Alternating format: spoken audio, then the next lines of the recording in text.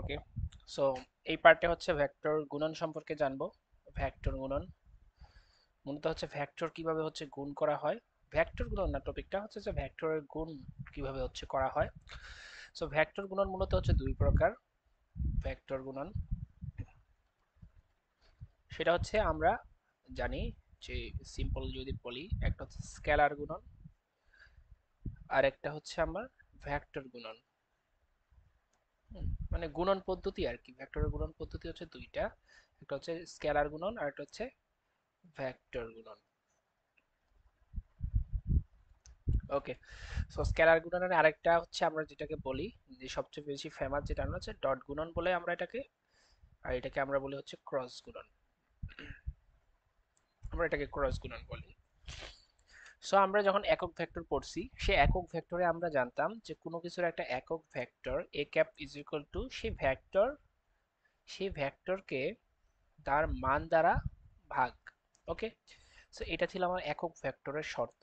অর্থাৎ কোনো ভেক্টরকে যখন তার একক ভেক্টর দ্বারা বা তার ভ্যালু দ্বারা আমরা ভাগ করি, তখন সেই একক ভেক্টর পাওয়া যায়। এখন এই ভ্যালু এ মডুলাস, এ মডুলাসকে, ওই ভেক্টরের মডুলাসকে আমরা সংক্ষেপে কি লিখি, এ, শুধু এ লিখি। অর্থাৎ আমরা এটাকে এভাবে প্রকাশ করতে পারবো, একক ভেক্টর ইজ ইকুয়াল টু ওই ভেক্টর ডিভাইডেড বাই ওই ভেক্টরের মান।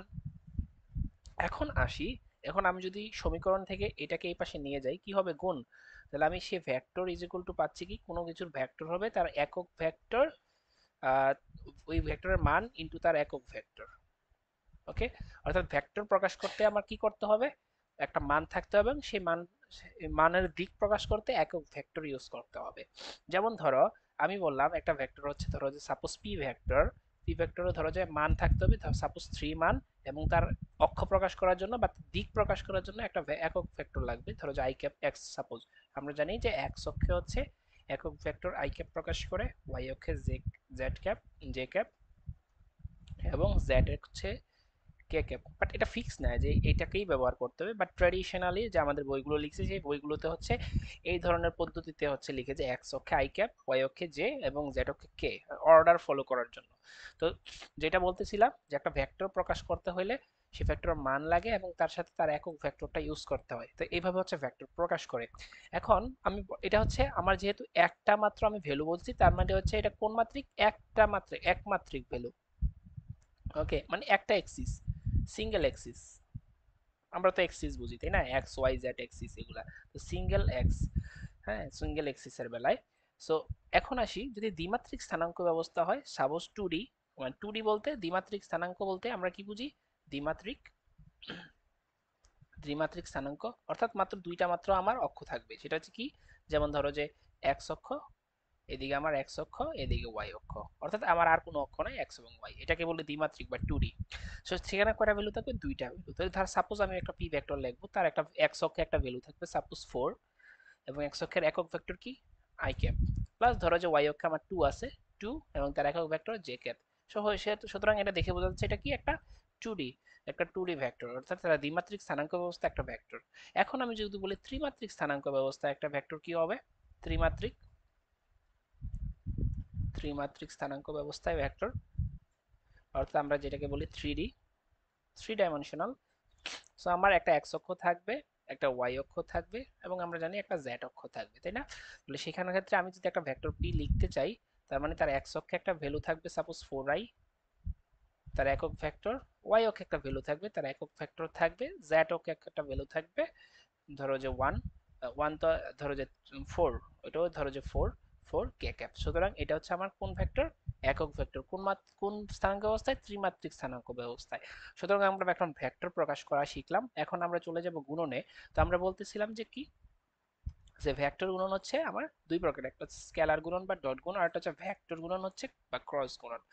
সো প্রথম কথা হচ্ছে যে আমার স্কেলার গুণন কি, ডট গুণ বলছে। তো আমাদের গুণন পদ্ধতি যেহেতু দুইটা, ডট গুণে ডট প্রকাশ করব, ক্রস গুণে ক্রস গুণ, আমরা যে ট্রেডিশনালি যে গুণটাকে বলতাম সেটা প্রকাশ করব আর কি। ধরো সাপোজ, গুণ অবশ্যই দুইটা রাশির মধ্যে হবে, অ্যাটলিস্ট দুইটা।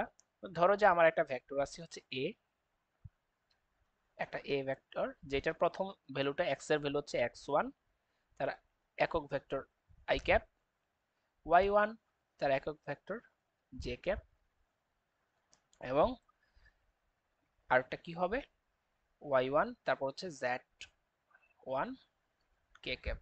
ধরো আরেকটা ভেক্টর হচ্ছে b ভেক্টর, সে b ভেক্টর হচ্ছে x2 i cap, y2 j cap, z2 K cap.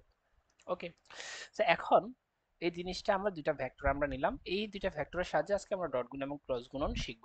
এখন আসি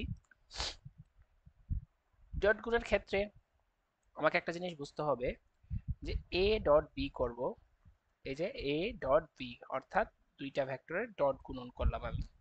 তাহলে আসো ভেক্টর বসাই, এর মান বসাইলাম x1 i cap, y1 j cap, z1 K cap. Okay, similarly এখানে কি হবে ডট গুণন, ভুলেও ক্রস দেওয়া যাবে না, ডট গুণন x2 i cap, y2 j cap, z2 j cap. হয়ে গেল। এখন মনে রাখতে হবে আমার এইখানে আরো একটা লস, সো এইখানে একটা জিনিস মাথায় রাখতে হবে যে আরো একটা সূত্র আছে এ ডট, একটা এ ডট ভি যখন আমরা করব তখন তার গুণমান হবে এ বি কস থিটা। হ্যাঁ, এইটা কেন বলতেছি কারণ হচ্ছে সাপোজ এখানে আই ভেক্টরের সাথে আই ভেক্টরের একক ভেক্টরের গুণ হবে, তো আই একক ভেক্টরের সাথে আই একক ভেক্টর, আমরা জানি একক ভেক্টরের ভ্যালু 1 1, তারপর 1 গুণ 1 ইনটু cos কত ডিগ্রি হবে, যেহেতু এরা সিমিলার তার মানে তাদের কোনো অ্যাঙ্গেল, তাদের মধ্যে কোনো অ্যাঙ্গেল ডিফারেন্স নাই, অর্থাৎ তাদের মধ্যে 0 ডিগ্রি অ্যাঙ্গেল। আমরা জানি cos 0 ডিগ্রি মান হচ্ছে 1, তাহলে এটা 1 1 1, তার মানে i dot i is equal two 1। Similarly j dot j হবে, j ক্যাপ হবে 1, কে ক্যাপ গুণ দিলে হবে 1। ওকে, তো এখন আসি i আর j গুণ দিলে কি হবে, দেখো কিভাবে। আমি যদি এক্সিসে বসাই, ধরো এটা i, এটা j, এটা হচ্ছে আমার কে, তাহলে প্রত্যেকের সাথে 90 ডিগ্রি অ্যাঙ্গেল আছে, প্রত্যেকের সাথে, তাহলে i এর সাথে j এর ডিফারেন্স হচ্ছে 1 ইনটু 1। আমি জানি একক ভেক্টর মান বসাইতে হবে a b cos থিটা, তাহলে cos 90 ডিগ্রি, cos 90 ডিগ্রির মান 0, তাহলে 0 এর সাথে সবাই গুণ করলে তো 0 হবে। এই জন্য ডট গুণনে যখন আমরা জানি যখন গুণ করব a এর সাথে গুণ যাবে, ও ওর সাথে গুণ যাবে, ও আবার ওর সাথে, সবার সাথে গুণ যাবে, বাট আমি সবাইকে নিব না, কারণ হচ্ছে আমি যখন i এর সাথে i গুণ দিব তখন দেখো ভ্যালু 1 আসে, বাট i এর সাথে যখন j ভেক্টরের গুণ হবে তখন কিন্তু ফলাফল কি 0। সিমিলারলি i এর সাথে যখন অন্য একটা ভেক্টর গুণ হবে 0। সুতরাং এক্ষেত্রে আমি লিখব শুধুমাত্র i এর সাথে i, অর্থাৎ x1 i cap dot x2 i cap, বাকিগুলোর সাথে 0 গুণফল হয়ে যাবে। এবার চলে আসি j, যেও সিমিলারলি সবার সাথে 0 হবে, শুধুমাত্র আমার চলে যাবে কার সাথে y1 j cap, y2 j cap. Similarly এটা যাবে শুধুমাত্র z এর সাথে, তাহলে z k এর সাথে z1 k cap, z2 k cap. এখন আসি x1 x2 গুণ দিলে কি হবে, x1 x2 R i cap গুণ দিলে কত পাইছিলাম আমরা ভ্যালু 1, j ক্যাপ গুণ দিলে 1, তার মানে এরা এরা মিলে 1 হয়ে গেছে। এখানে থাকবে শুধুমাত্র y1 y2, এখানে আসবে z1 z z2, শেষ। এই হচ্ছে আমার ডট গুণন, অর্থাৎ একটা ভেক্টর যখন আমি গুণ দেব a dot v is equal two, আমার সূত্র হচ্ছে এইটা x1 x2 তাদের ভ্যালু, অর্থাৎ x i ক্যাপের যতগুলো ভ্যালু আছে তাদের গুণফল, y ক্যাপ y এর যতগুলো আছে z এর গুণফল, তাদের মধ্যে গুণ করে যেটা আসবে সেটা, সাথে আমরা কি বললাম ab cos থিটা। এই হচ্ছে আমার ভেক্টর গুণ ডট গুণফল, ভেক্টর ডট গুণফল। এখন আসি আমরা এখন কিছু ম্যাথ দেখি, একটা উদাহরণ দেখলে হচ্ছে সমস্যাটা ক্লিয়ার হয়ে যাবে। যেমন এ একটা ভেক্টর, সেই ভেক্টর ধরো যে 3i minus 2j plus 3k suppose. তারপর আসি ভি একটা vector, suppose 2i plus 3j minus 2k, suppose এই ভেক্টরটা আছে। এখন এই দুইটার ক্রস ডট গুণন করতে বলছে, হ্যাঁ ডট গুণন করতে বলছে, তাহলে a dot b is equal to কি হবে, a ডট b ভেক্টর, তাহলে a ডট v হবে শুধুমাত্র তাদের ভ্যালুগুলার গুণফল, আই এর ভ্যালুগুলা গুণ করব, 3 দুগুণে 6 প্লাস 3 মাইনাস 3 মাইনাস 3 দুগুণে 6 প্লাস প্লাসে মাইনাসে মাইনাস 3 দুগুণে 6, তাহলে 6 6 কাটা থাকে আমার -6, তাহলে এই দুইটা ভেক্টর গুণন হবে -6। ওকে, এই দুইটার ভেক্টর গুণন কি হবে -6। এখন আসি সিমিলারলি যদি বলে দুইটা ভেক্টর দিয়ে বলে যে এদের মধ্যবর্তী কোণ কত, এদের মধ্যবর্তী কোণ কত, তখন কি ঘটনা ঘটবে? তখন আসি যে আমি তো জানি a dot B is equal to A B cos theta. সুতরাং আমি এই সূত্র থেকে কিন্তু আমি কোণ বের করতে পারবো, মধ্যবর্তী কোণ, দুইটা ভেক্টরের মধ্যবর্তী কোণ হচ্ছে থিটা। সুতরাং আমি কি করব, তাহলে cos theta is equal to কি হবে, a dot B divided by এই এ বি।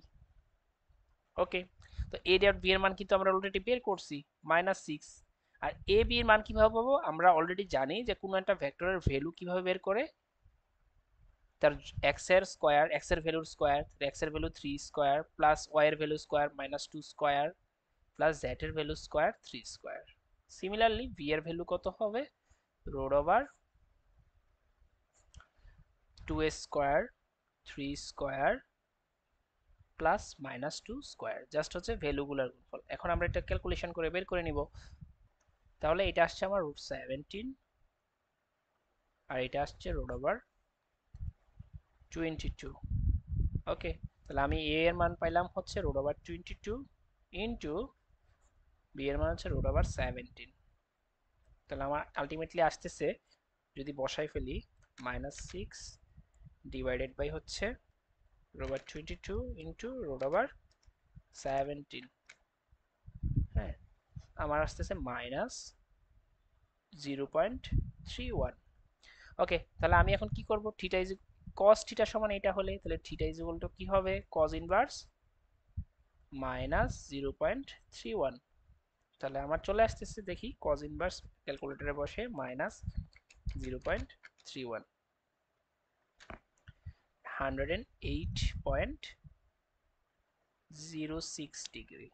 ওকে, তার মানে আমরা এখান থেকে কি পারবো, দুইটা ভেক্টরের মধ্যবর্তী কোণ বের করতে হলে কি গুণন করতে হবে, ডট গুণন করতে হবে। অর্থাৎ আমরা এখান থেকে কোণ পেয়ে গেলাম। সুতরাং এখান থেকে আমি একটা জিনিস শিখলাম, সেটা হচ্ছে দুইটা ভেক্টরের পরীক্ষায় যদি কখনো দুইটা ভেক্টরের কোণ বের করতে বলে, দুটি ভেক্টরের কোণ বের করতে হলে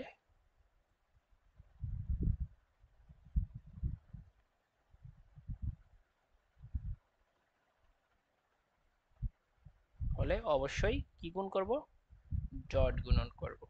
ওকে,